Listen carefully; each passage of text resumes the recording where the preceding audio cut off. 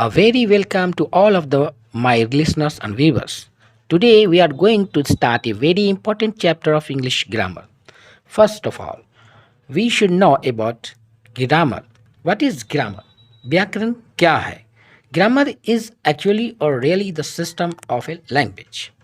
Nowadays, there are frequently asked the questions of grammar in all type of competitive examination.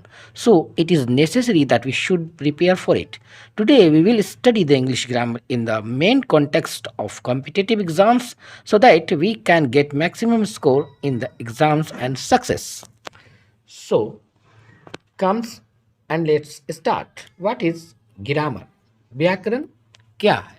व्याकरण वास्तव में किसी भी भाषा का प्रणाली है.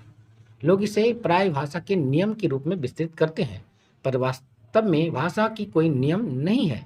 यदि हम नियम की बात करें तो नियम पहले बनते हैं, फिर खेल की तरह भाषा. भाषा की शुरुआत शायद इस तरह नहीं हुई.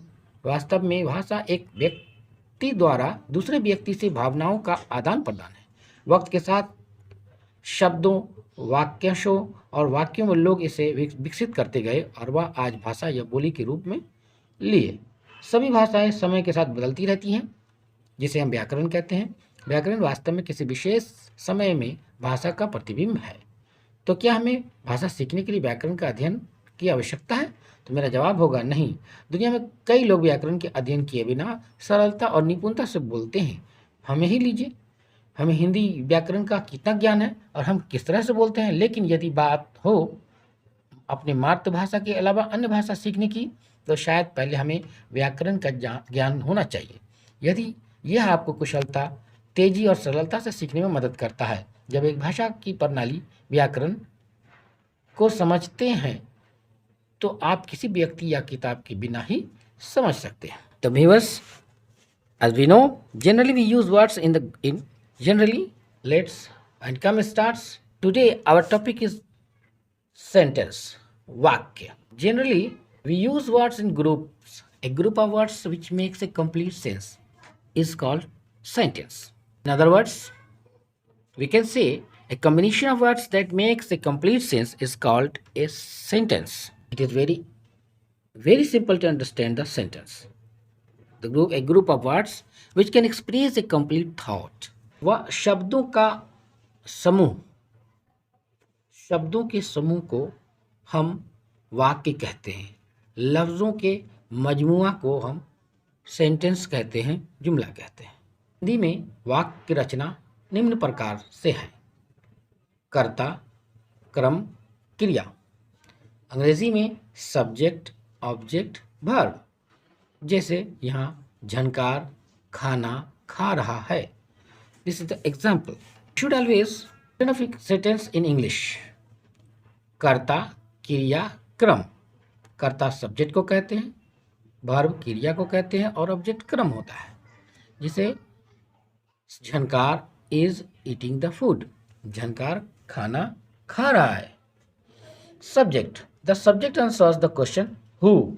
हिंदी के वाक्य में क्रिया के साथ कौन या किसने का उत्तर बताने वाले शब्द कर्ता कहलाता है. वर्ब.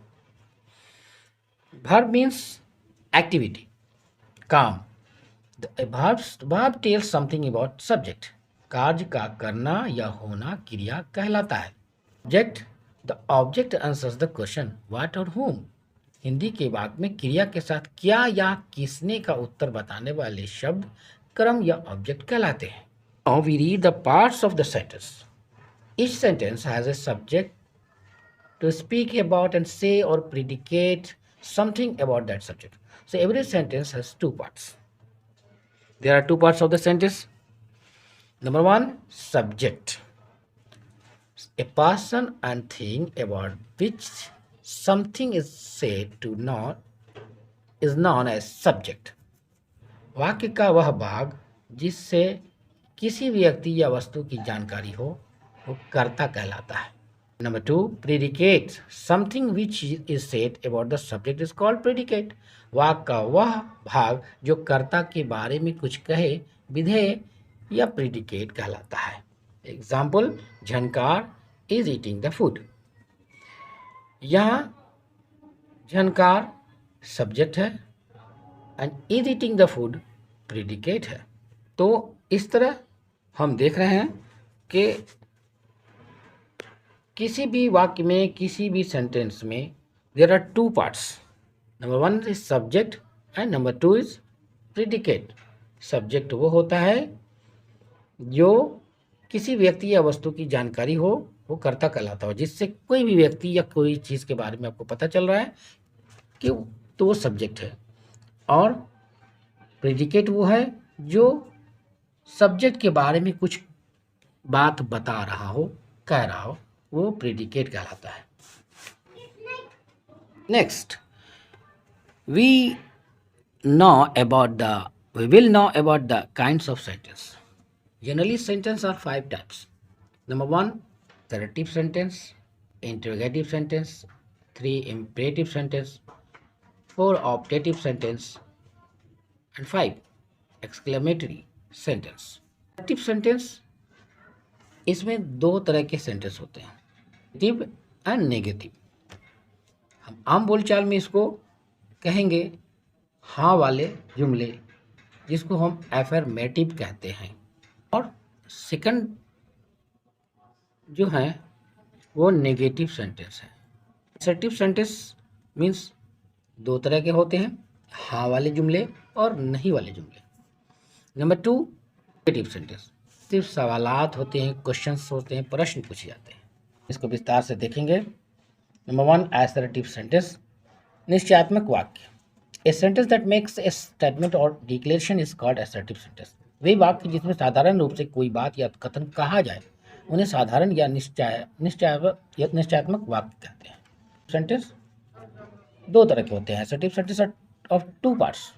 Assertive sentence सकारात्मक वाक्य, positive sentence, a sentence which states something which shows affirmation is called affirmative sentence.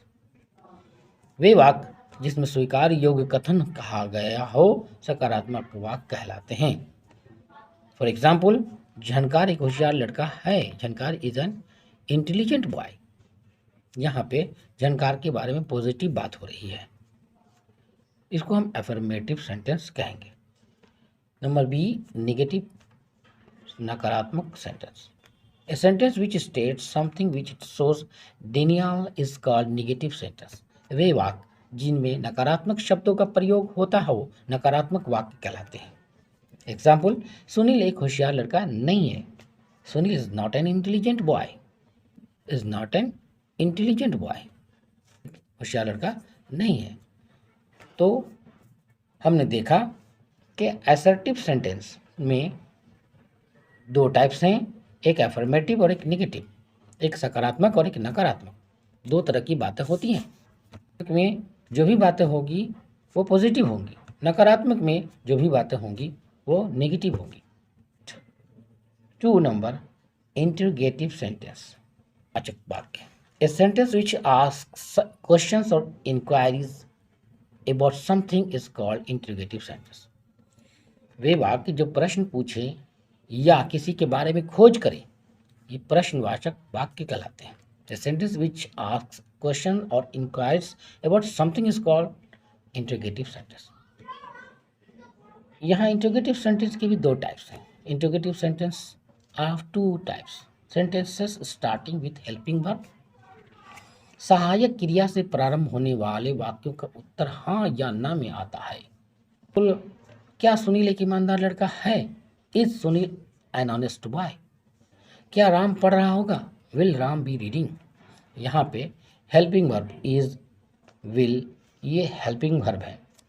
आपको बताते चलें कि is, am, are, was, were, shall, will, would, ये सब हेल्पिंग वर्ब्स हैं और ये इंटरोगेटिव सेंटेंस में पहले आते हैं, क्योंकि इंटरोगेटिव सेंटेंस के का मतलब ही है प्रश्नवाचक वाक्य, सवाल पूछने योग्य sentence. Sentence starting with question word. और सेकंड वन है क्वेश्चन, ऐसे सेंटेंस जो स्टार्ट ही होते हैं WH वर्ड से। प्रश्नवाचक शब्दों से प्रारंभ होने वाले वाक्यों में किसी तथ्य की पूर्ण खोज की जाती है। एग्जाम्पल, तुम्हारा प्रधानाध्यापक कौन है? Who is your headmaster? तुम्हारा नाम क्या है? What is the name? यहाँ पे WH what was, where do live. तो ये प्रश्नवाचक सेंटेंस हैं कि उदाहरणें हैं, एग्जाम्पल्स हैं। दो तरीके से प्रश्नवाचक सेंटेंस बोले जाते हैं, लिखे जाते हैं, हेल्पिंग वर्ब से शुरू होने वाले और WH वर्ड से शुरू होने वाले। 3. इम्पेरेटिव सेंटेंस, आज्ञा सूचक वाक्य, which shows order, advice, suggestion, prohibition and request is called imperative sentence. वाक्य वह वाक्य जिसमें आज्ञा, सलाह, सुझाव, प्रार्थना आदि हो, आज्ञा सूचक वाक्य कहलाते हैं।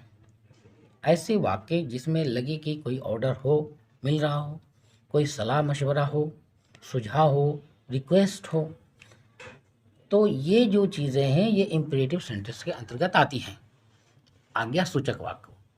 यहाँ आइए, come here, this is order, कृपया दरवाज़ा बंद कीजिए, please shut the door, request, धूमपान मत कीजिए, डोंट स्मोक, प्रोहिबिशन, यहाँ पे किसी चीज़ से मना किया जा रहा है कि आप स्मोक मत कीजिए, सिगरेट, गुटखा ये सब मत खाइए, डू नॉट स्मोक। क्वेश्चन है, रिक्वेस्ट है, ऑर्डर है, ये चीज़ें इम्पेरेटिव सेंटेंस कहलाती है। 4. सेंटेंस, कामना सूचक वाक्य, a sentence which shows A wish, a blessing or a prayer is known as optative sentence. ऐसे वाक्य जिसमें इच्छा, प्रार्थना या शुभ कामना आदि दर्शाते हों, कामना सूचक वाक्य कहलाते हैं। अंग्रेजी में ऐसे वाक्य विश या मे से प्रारंभ होते हैं। तो बता रहे एग्जाम्पल, आपकी यात्रा सुखद हो, विश यू हैप्पी जर्नी, भाग्योदय हो, wish him best of luck, ये एक ब्लेसिंग है, एक दुआ है। भगवान आपको लंबी उम्र दे, आयु दे, मे यू लिव लॉन्ग, यह विश करते हैं। भगवान आपकी मदद करे, मे गॉड हेल्प यू, ये हम प्रेयर करते हैं। मे से प्रारंभ होने वाले कामना सूचक वाक्यों ऑप्टेटिव सेंटेंस के अंत में द्विबोधक चिन्ह लगाते हैं, जो आश्चर्य का वो जो चिन्ह होता है वो लगाते हैं ऑप्टेटिव सेंटेंस में। सेंटेंस नंबर 5, द्विबोधक वाक्य, a sentence which shows mental passions, thoughts, sudden feeling of mind is known as exclamatory sentence. वह वाक्य जो अचानक आए हुए विचारों या मानसिक भावनाओं को प्रकट करे, बोधक वाक्य कहलाते हैं। ये एक्सक्लेमेटरी सेंटेंस के अंत में एक्सक्लेमेशन मतलब वो आश्चर्य का वो चिन्ह, ताज्जुब का निशान लगाते हैं। हमारी टीम ने मैच जीत लिया है, hurray, our team has won the match. ओह अनिल यहाँ है, ओह अनिल इज हियर। ओह उड़ीसा में कई लोग मरे, alas many people dies in Orissa. ये सेंटेंस हमें बता रहे हैं कि एक्सक्लेमेटरी सेंटेंस इस तरह से होते हैं जहाँ पे खुशी का या फिर गम का इजहार करते हैं, को प्रकट करते हैं। हाउ का प्रयोग करके भी एक्सक्लेमेटरी सेंटेंस बनाए जाते हैं, के अंत में सहायक क्रिया का या क्रिया के बाद में विस्मयादिबोधक चिन्ह लगाया जाता है। जैसे झनकार कितना अच्छा लड़का है, what a good boy Jhankar is, वे कितने धीरे चल रहे हैं, how slowly they are walking, अच्छा लड़का है, what a good boy Jhankar is, वे कितने धीरे चल रहे हैं, how slowly they are walking. Viewers, I hope that you must have a lot of benefit, a lot of knowledge about sentence. See you and bye bye.